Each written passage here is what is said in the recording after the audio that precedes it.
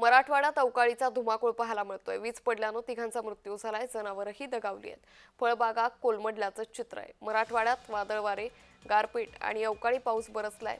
त्यामुळे शेतकरी आणि नागरिकांची या पावसामुळे तारांबळ उडाली। वीज पडल्यानं तिघांचा मृत्यू झालाय, तर 3 दुभती जनावरं दगावल्याची प्राथमिक नोंद करण्यात आली आहे। त्यामुळे छत्रपती संभाजीनगरला देखील आता अवकाळीनं चांगलं झोडपून काढलेलं आहे। मराठवाड्यात अवकाळीनं धुमाकूळ घातलाय। वीज पडल्यानं तिघांचा मृत्यू झालाय। या संदर्भात अधिक माहिती घेऊयात आमचे प्रतिनिधी विजय चिडे यांच्याकडून। विजय, मराठवाड्यात अवकाळी पावसानं धुमाकूळ घातलाय, सद्यस्थिती काय?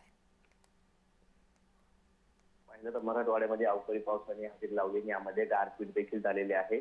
त्यामुळे छत्रपती संभाजीनगर, जालना, परभणी या जिल्ह्यांमध्ये सर्वाधिक नुकसान जे आहे ते झालेलं आहे। फळबागा असेल किंवा आंबा असेल आणि काढणीला आलेला कांदा या पिकाचं मोठ्या प्रमाणात नुकसान झालेलं आहे। त्याचबरोबर मराठवाड्यामध्ये 3 ठिकाणी जे आहे वीज पडून 3 जणांचा मृत्यू देखील झालेला आहे। छत्रपती संभाजीनगरच्या गंगापूर तालुक्यामध्ये असणाऱ्या कोडगाव या ठिकाणी अशोक मध्ये या शेतकऱ्याचा वीज पडून दगावला आहे। तर जालना जिल्ह्यामधील फलटण तालुका असणाऱ्या या ठिकाणी देखील मुक्तार शेख या व्यक्तीचा मृत्यू झाला आहे। तर परभणीमध्ये देखील वीज पडून एका व्यक्तीचा मृत्यू झालेला आहे। अशा घटना ज्या आहेत त्या मराठवाड्यामध्ये झाल्याच्या पाहायला मिळत आहे। मात्र आता गारपीटनं हजेरी लावल्यामुळे मराठवाड्यामध्ये फळबाग जे आहे ते आता आंबा पीक असेल किंवा इतर पीक असेल हे देखील धोक्यात सापडलेलं आहे। कारण गारपीटमुळे मोठ्या प्रमाणात नुकसान जे आहे ते झालेलं आहे आणि आता जो आंबा पीक आला होता त्या आंब्या पिकाचे पंचनामे करण्यात यावेत अशी मागणी जी आहे ती आता शेतकऱ्यांकडून होत आहे।